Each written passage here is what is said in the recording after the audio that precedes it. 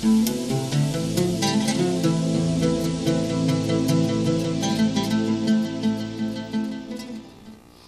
pemirsa TV yang dirahmati Allah, ya, mohon maaf saya agak serak sedikit karena dalam keadaan batuk.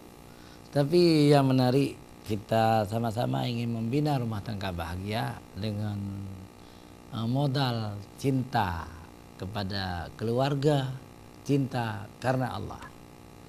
Jadi salah satu dari 3 kemanisan iman, salasun mangkunna fihi wajada halawatul iman. Ada 3 perkara. Barang siapa pada dirinya terdapat 3 perkara itu akan manis iman. Yang pertama, ya, cinta kepada Allah dan Rasul. Jadi Allah dan Rasul kita cintai. Kita cinta kepada Allah, beribadah kepada Allah. Cinta kepada Rasul, tunduk kepada Allah juga. Ya. Yang diperintahkan oleh Allah kita kerjakan, yang dilarang oleh Allah kita tinggalkan, itu sudah termasuk cinta kepada Nabi. Qul in kuntum tuhibbunallah fattabi'uni. Katakanlah hai Muhammad, jika kamu benar-benar mencintai Allah, maka hendaklah mengikuti aku.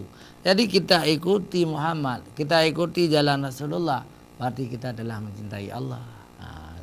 Itu kalau ada itu, Allah kita cintai, Muhammad kita cintai, itu akan merasa lezatnya iman. Halawatul iman. Halawatul itu kemanisan, ya. Lezat sekali, kemanisan iman. Iman kita manis, enak gitu. Kalau kita tempatkan Allah dan Rasul, cinta. Yang kedua, pemirsa TV, cinta ini cinta kepada sesama manusia. Cinta antara suami dan istri, ya. Anak-anak, anak mencintai orang tuanya mencintai anak-anak. Jadi itu akan mendatangkan kemanisan iman.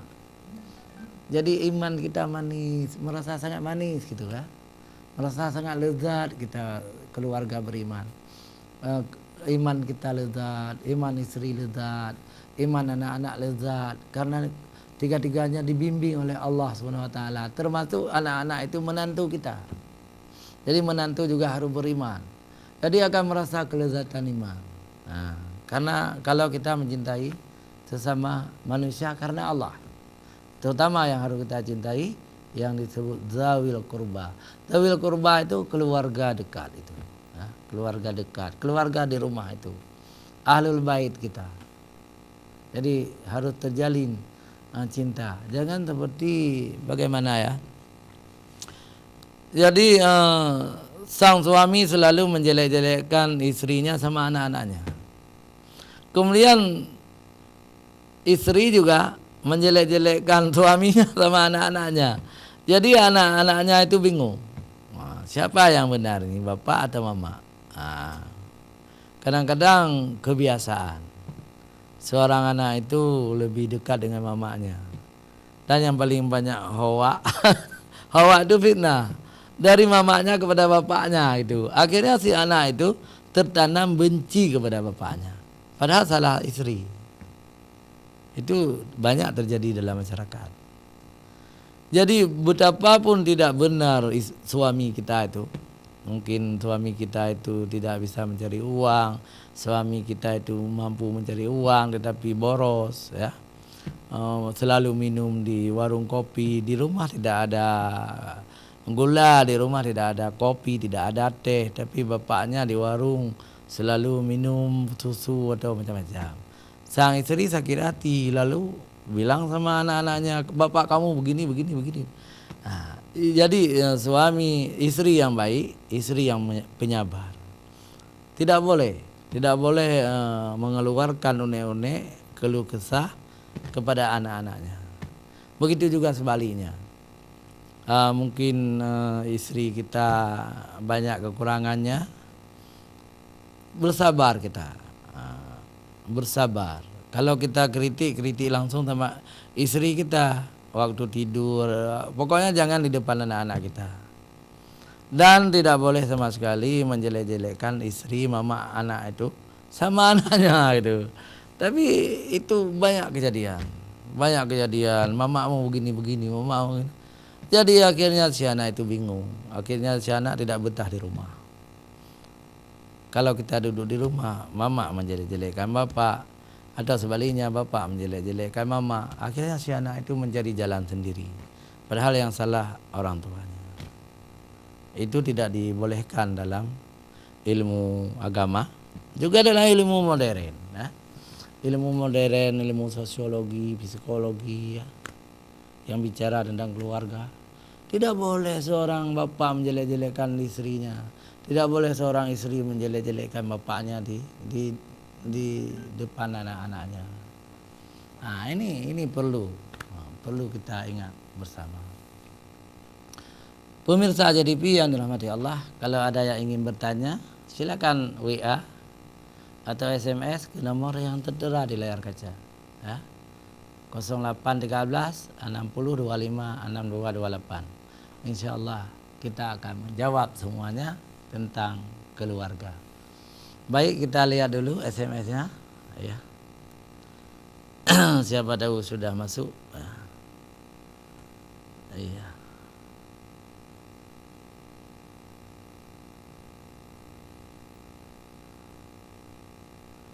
Belum ada yang SMS, silakan kami tunggu. Ya. Kami tunggu SMS. Sambil menunggu SMS, kita lanjutkan sedikit lagi.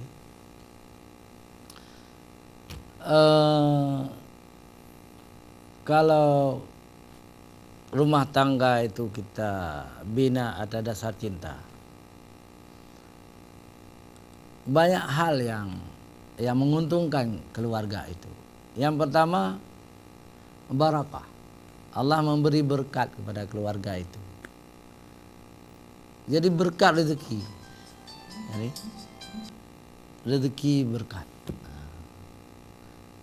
Karena saling percaya antara suami dan istri, saling percaya. Jadi membuat rezeki itu berkat. Walaupun makan terasi di rumah, tapi yang kita makan itu hasil karya istri kita.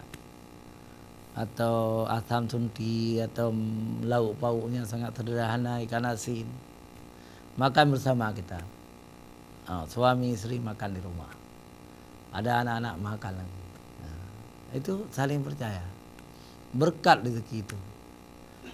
Tetapi kalau tidak saling percaya, sang suami enggak enak makan di rumah, selalu disakiti hati oleh sang istri.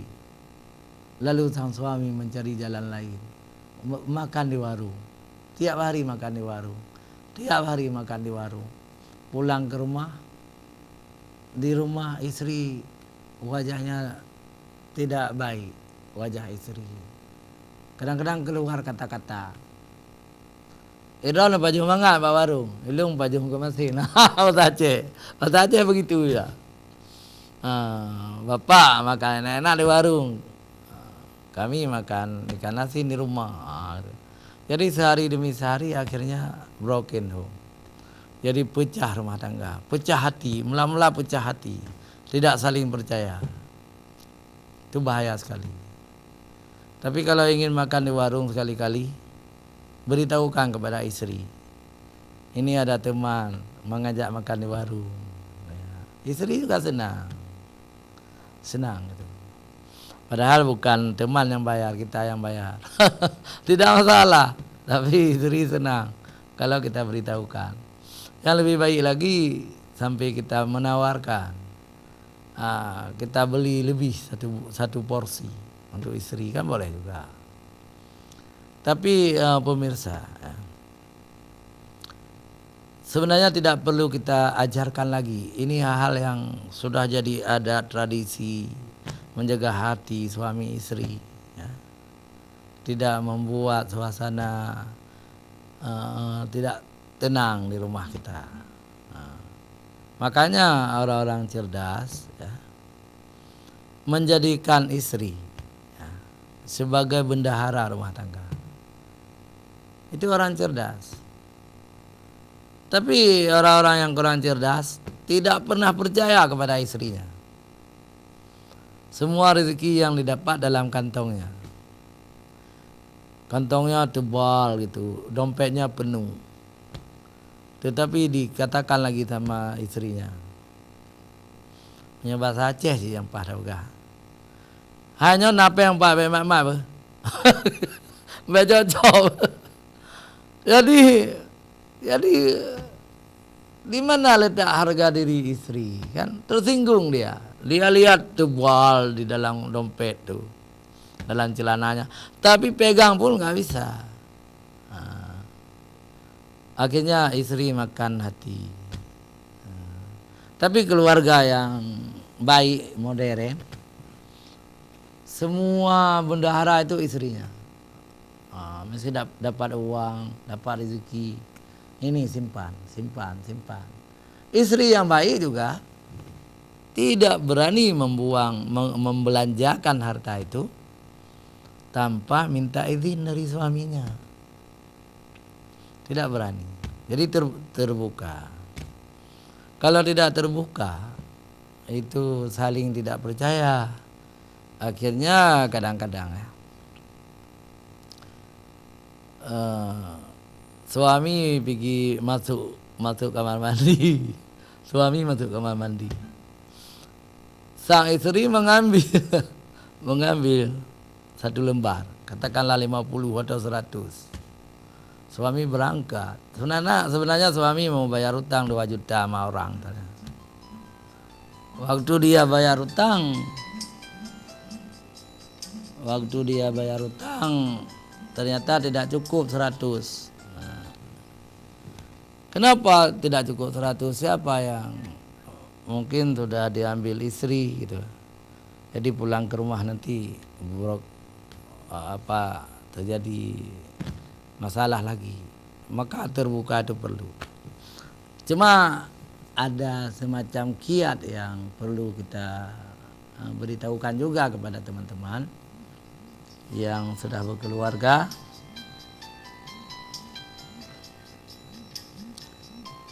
Kiatnya begini.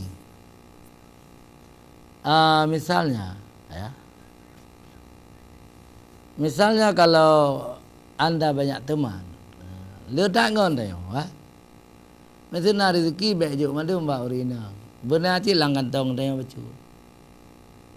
Nanti dia dah bi orang tak juk sedekah ke orang yang minta sedekah. Atau truk saudara-saudara di kampung yang gaduh di alake mbak urina pi payah. Jadi simpan bacu. Baik letak dah simpan. Mesti nak rezeki orangnya leher tu dah kebah 50 lang kantong. 250 dah juga urina. Itu kan bagus ya. Bagus sekali. Baik pemirsa, sudah ada SMS yang masuk. Saya akan membaca SMS ya. Waduh, sudah 3 rupanya. Sudah 3 SMS. Assalamualaikum Ustaz. Waalaikumsalam warahmatullahi wabarakatuh. Ustaz, suami saya pandai mencari uang Ustaz, tapi kikir sekali. Enggak pernah dititipkan sama saya Ustaz. Saya hanya dikasih sedikit-sedikit untuk beli gulai, beli ikan. Padahal kita pun tidak cukup beli itu Ustaz. Penghemat luar biasa. Bagaimana sebaiknya? Kadang-kadang Ustaz, saya juga ambil dari kantongnya 50.000 saya ambil, tapi banyak suami saya yang dagang ini tidak tahu Ustaz. Tolong Ustaz jelaskan. Hamba Allah ya, enggak berani nulis nama. Jadi ya begitulah Ibu ya. Begitulah Ibu. Memang laki-laki itu begitu. Apalagi secara tradisional kita tidak pernah diajarkan cara berumah tangga.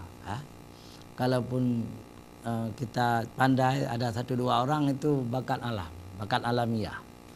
Tapi menghemat uang, mempercayai istri itu jarang orang ajarkan darah baru dan lintu baru itu.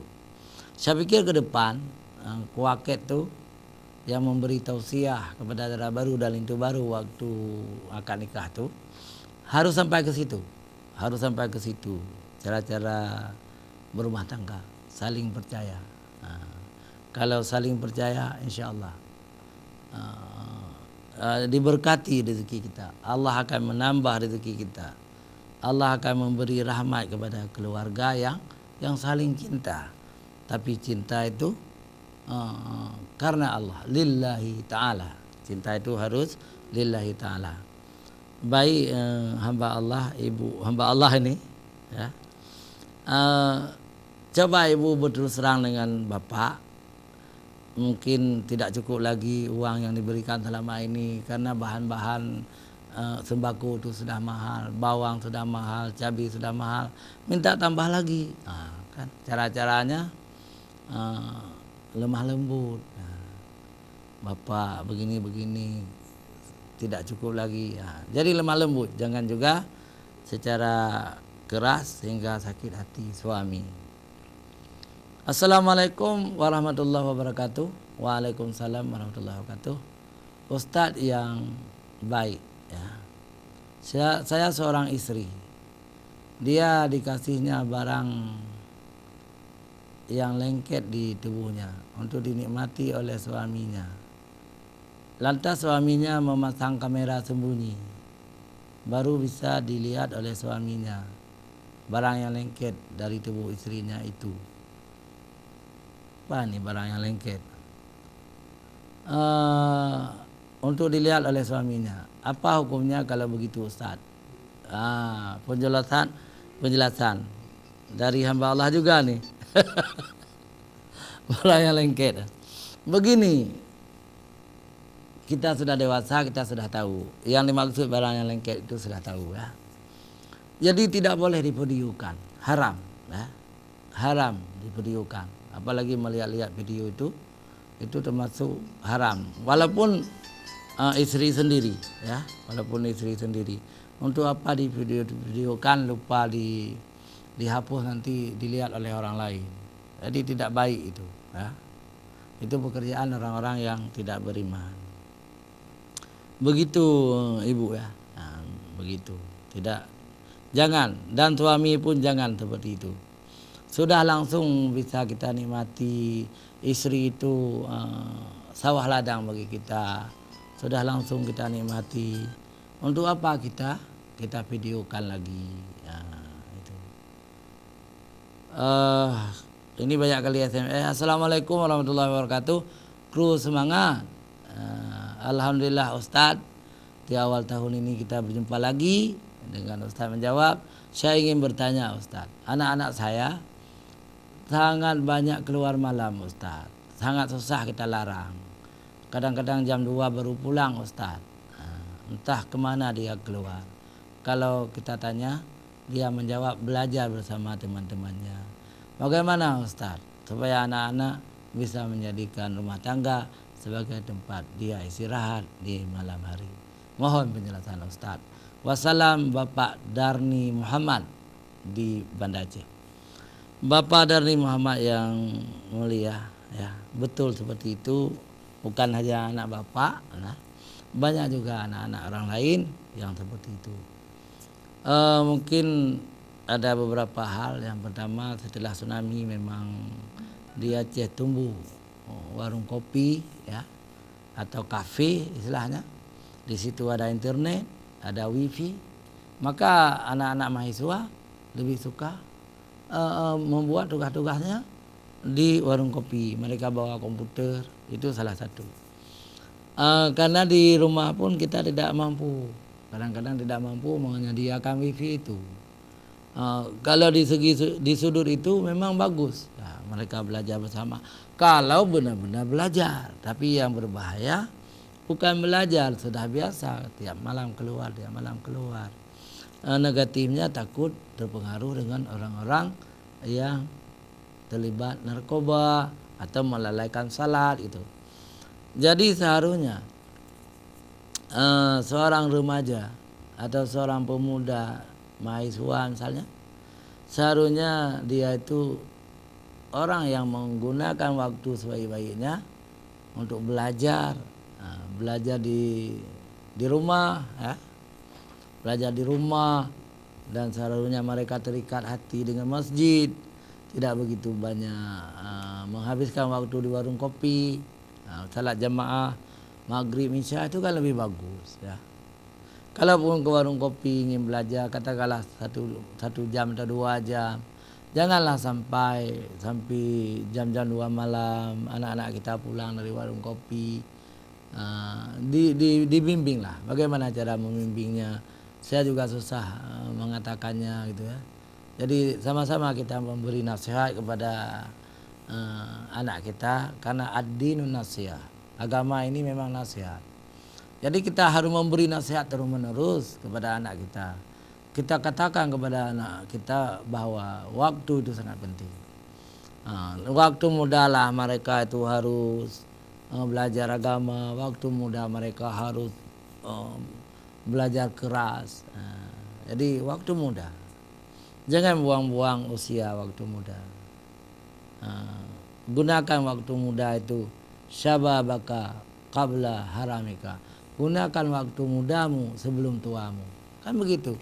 Gunakan itu adalah untuk belajar agama. Kalau dia berbakat hafid, hafal Quran. Berbakat hadis, hafal hadis. Berguna waktu tua nanti, hafal agama. Kalau dia berbakat yang lain juga boleh. Ya. Pemirsa Aja TV yang dirahmati Allah, jangan kemana-mana, kita kembali setelah jeda iklan berikut.